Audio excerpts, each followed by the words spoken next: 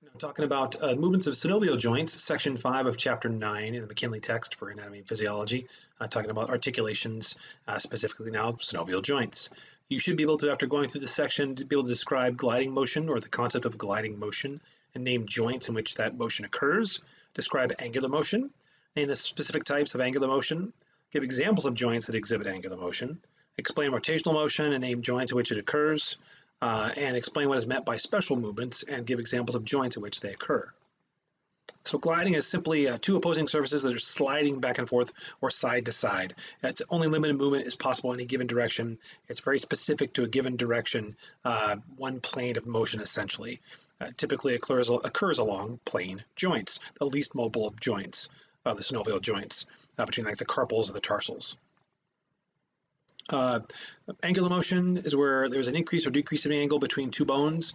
It includes very specific types. We have flexion and extension, and hyperextension, lateral flexion, abduction, adduction, and circumduction.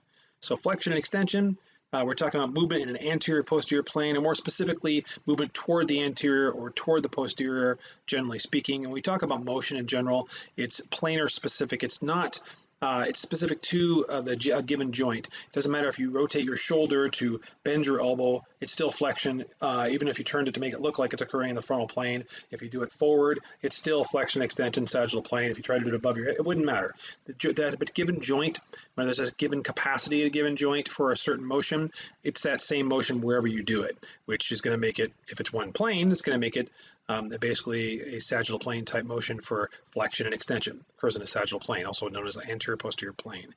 The angle is decreasing, like the forearm is moving toward the humerus.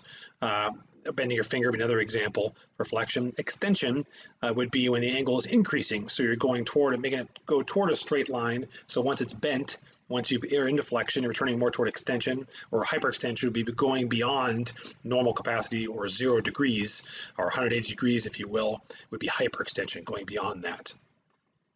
So hyperextension going beyond 180 degrees. An example being of once you're at neutral spine, generally speaking, we'll get into neutral spine. We talk more about muscles a little bit too, and actions generally speaking, because we have our normal curvature of our cervical, lumbar, and thoracic vertebrae, not in that order, but cervical, thoracic, and lumbar vertebrae. And if you were trying to go beyond that, you're going at that total angle is beyond a straight line, generally speaking, so you'd be going into what we refer to as hyperextension. Lateral flexion would be a spinal motion where you'd be going and laterally flexing the frontal plane, flexing to the side.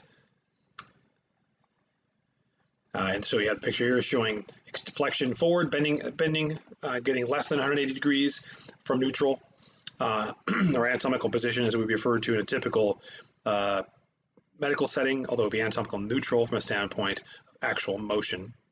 Hyperextension going into extension beyond neutral, flexion bending at the elbow, extension straightening the elbow out, extension bring your wrist upward here, and flexion going down. If you bring the leg behind you and bending your knee, that's knee flexion. Knee extension is you bring that knee back more toward neutral, or even trying to go beyond that. And then lateral flexion, of course, the lateral motion of the spine. Abduction is when you're moving away from the midline. Like you're raising your arm up and away from you out to the side. That's an abduction motion of your shoulder. And adduction, you're bringing it back toward the midline. So here we have abduction of the shoulder, adduction of the shoulder coming back. And when we refer to shoulder joint motions, we're always referring to the joint itself, or movements, we refer to the joint. It's not an arm motion, it's a shoulder motion.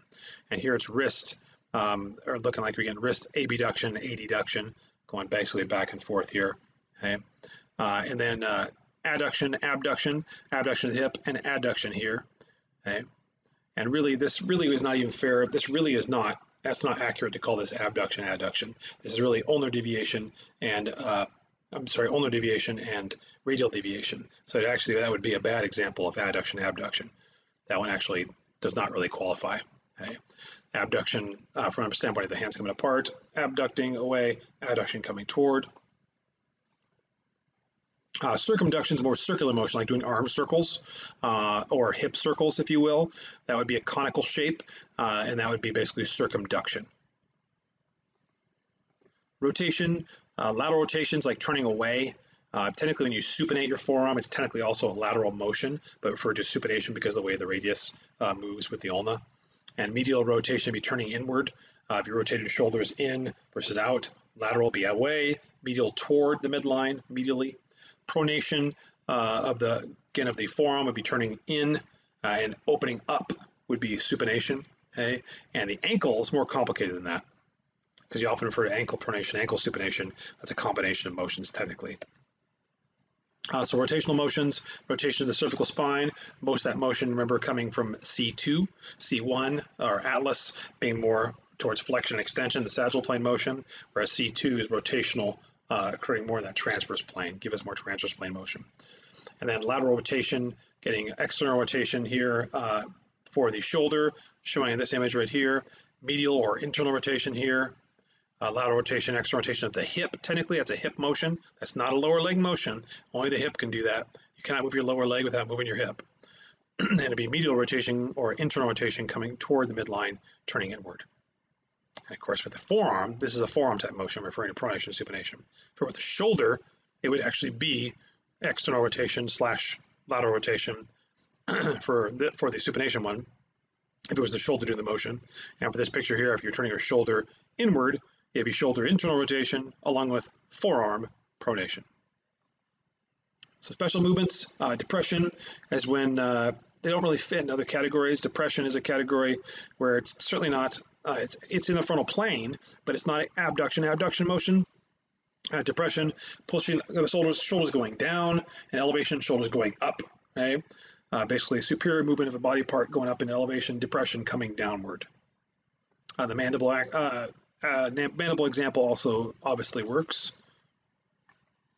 Dorsiflexion of your ankle, point your toes up towards your shin. That's a dorsiflexion, because actually you're moving toward the dorsal portion of the technically of the foot there, that talocrural ankle.